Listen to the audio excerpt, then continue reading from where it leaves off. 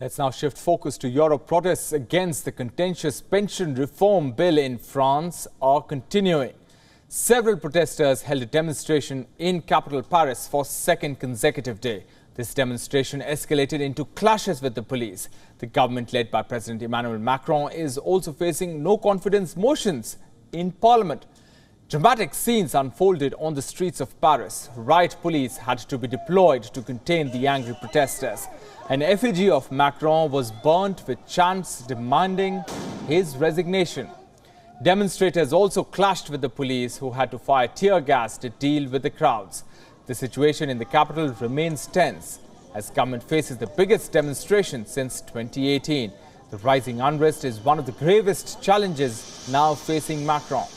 More details in our next report. French President Emmanuel Macron's decision to reform the country's creaking pension system has ignited a political firestorm. People from all walks of life have taken to the streets to protest against it, in what's become the biggest challenge to Macron's presidency since the Yellow Vest movement. But why is it so unpopular? Despite widespread public opposition, Macron's government used a special procedure to push the bill through the National Assembly without a vote. Most notably, it'll push retirement age back by 2 years. And the French are deeply attached to keeping the retirement age of 62, one of the lowest in OECD countries. The government says the move is vital to avoid the collapse of the country's pension system and ensure younger generations won't carry the burden of financing the baby boomer generation. Do you want 64-year-old nurses to care for you in the hospital, Mr. Macron? What I want is to prepare the end of people's careers. What you are touching upon, which is true, is that people have to work a bit longer because they start working a bit later. The reform could yield about $19 billion in pension contributions to plug the government's funding gap.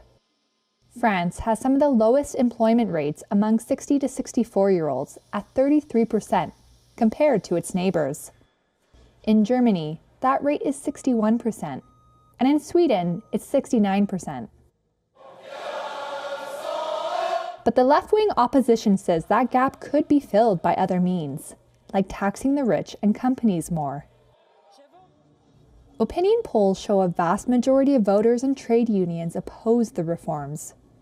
More than 1 million people marched through the streets of Paris in mid-January to denounce the plans. Several nationwide protests have taken place since, along with a wave of strikes halting trains, blocking refineries, and curbing power generation. People are fed up. People are exhausted. People see around them that there are plenty of colleagues who don't even make it to the current legal retirement age, so how can we expect them to make it to 64? While they have been largely peaceful, some have turned violent. After the introduction of the bill in the French National Assembly, protesters set fire in the streets of Paris. Police used tear gas to disperse crowds, and over 300 people were arrested. Macron chose to use special constitutional powers instead of risking lawmakers rejecting the reform. But by doing so, he has given ammunition to the opposition and union leaders who cast the reform as undemocratic. It's not a victory, but first, it's a defeat for the government.